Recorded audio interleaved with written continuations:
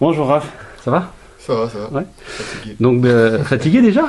Ah bah oui, Ah c'est que surtout. le deuxième jour. Ouais, c'est clair, ouais, beaucoup bien. On fait beaucoup de courses en un premier temps pour aller taper un peu dans le foncier. C'est clair que c'est ce que notre corps aime le moins. Tu as dans un premier temps déjà choisi aussi gentiment d'être le parrain de la fac du basketball. Comment ça s'est passé? Pourquoi t'as accepté cette proposition? J'ai accepté parce que c'est vrai que moi je suis quelqu'un qui aime bien s'entraîner l'été, qui a été au chômage aussi, ou alors quand je suis rentré des États-Unis, il n'est pas encore assez connu dans le milieu du basket pour avoir un contrat comme ça tout de suite. Et c'est vrai que bah, j'ai vu quels étaient un peu les manques du système, on va dire, quand on n'a pas d'endroit où s'entraîner pour se tenir en forme, se tenir prêt. C'est très difficile après d'arriver dans de bonnes conditions dans un nouveau club pour un essai ou pour un contrat. Et de ça justement t'as été sensible à on va dire à ce concept Ouais, justement. parce que c'est vrai qu'il y a un gros problème de structure en France.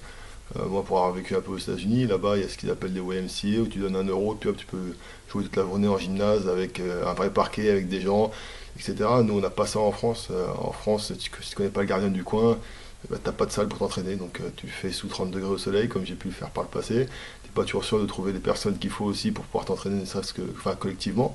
Parce que bah, on s'entraîne tout seul, c'est bien aussi, mais au bout d'un moment, il faut aussi des repères collectifs, jouer avec d'autres joueurs. Et c'est vrai que d'avoir voilà, des endroits comme ça où on peut venir s'entraîner, se mesurer un peu à d'autres et puis rester en forme, parce qu'après le deuxième temps du camp, c'est plus un processus, bah, comme un peu une équipe en pré-saison, avec des rencontres, etc. Bah, je trouvais que l'idée était bonne, quoi. Et donc, en plus d'y participer en tant que parrain, tu as souhaité aussi y participer en tant que joueur et acteur cette semaine pour évidemment voilà, te repréparer un petit peu. Ouais, Euh, parce que comme je disais, moi j'aime bien m'entraîner un peu en avance, entre guillemets, pour pas arriver. Je suis déjà pas très rapide, si en plus j'ai un de forme, en général j'avance pas sur un terrain. Donc c'est vrai que moi dans ma petite programmation, c'est vrai que ça tombait bien parce que ça me paraissait de passer encore un petit palier supplémentaire pour arriver un peu plus affûté pour la reprise.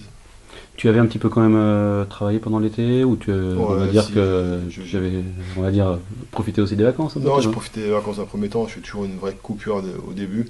Bon, après, ça dépend si je fais aussi les tournois un peu qu'il peut y avoir l'été. En général, je joue aussi pas mal l'été, mais cette année, la plupart des tournois tombaient sur la période où j'étais en vacances. Je suis parti aux Antilles, là. Donc, j'ai pas pu faire tous ces tournois-là. Donc, j'ai coupé vraiment dans un premier temps. Puis après, au fur et à mesure, au début, c'est deux trois footings dans la semaine. Et puis après, c'est presque tous les jours. Et puis après, bah, on commence à essayer ouais, d'en faire encore un peu plus. Et donc, moi, ça fait déjà ouais, on va dire, allez, 2 semaines que j'ai passé déjà un petit cap au niveau du rythme des séances, mais j'ai fait beaucoup de courses, plus que de basket.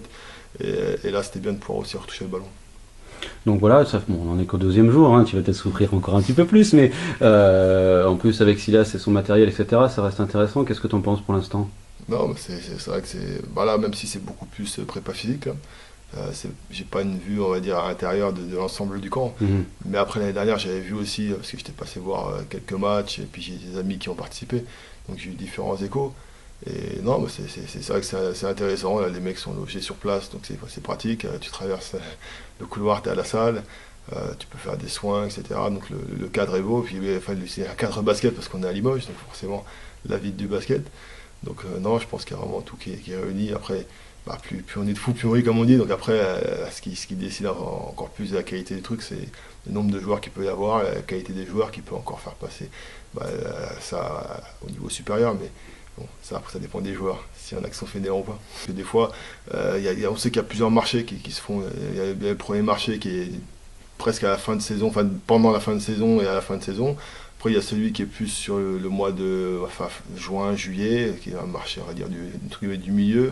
Quand on arrive à faire fin juillet, c'est le marché, bon, voilà, c'est pour finir les équipes. Et puis après, il y a un dernier marché qui concerne beaucoup plus les joueurs de ce camp. Je pense que c'est le marché où quand une équipe voit que tel joueur ne convient pas forcément, ou n'a pas le profil recherché, là on cherche plus les joueurs, le dernier joueur qui va compléter l'équipe, on va dire, pour l'année. Et là, c'est vrai que c'est dur encore de dire qu'on est au chômage quand on est au mois d'août. On se dit beaucoup plus au chômage quand on est au mois de fin septembre. Là, ça commence pour avoir été dans cette situation-là. C'est là qu'on commence à dire, oh, putain, ça se trouve, j'aurai rien cette année. Enfin, on commence vraiment à gamberger. Là, ce camp-là, c'est juste avant cette période-là. Ce qui fait qu'après, bah, si on vous appelle, vous êtes prêts, vous avez fait des matchs de préparation, vous êtes dans la même forme que n'importe quel joueur. Donc vous arrivez, vous n'avez plus qu'à apprendre le système. Et Mhm. ça, je pense, c'est un gros avantage. Non, non, c'est vrai que c'est un camp, hein. On n'est pas là, on pointe pas le matin aux acédiques, on va pas chercher de chèques. Non, non, c'est clair que bon, c'est un mot qui a été employé comme ça un peu à défaut, parce que c'est un concept qui est un peu nouveau. Voilà, mais c'est un camp à part entière.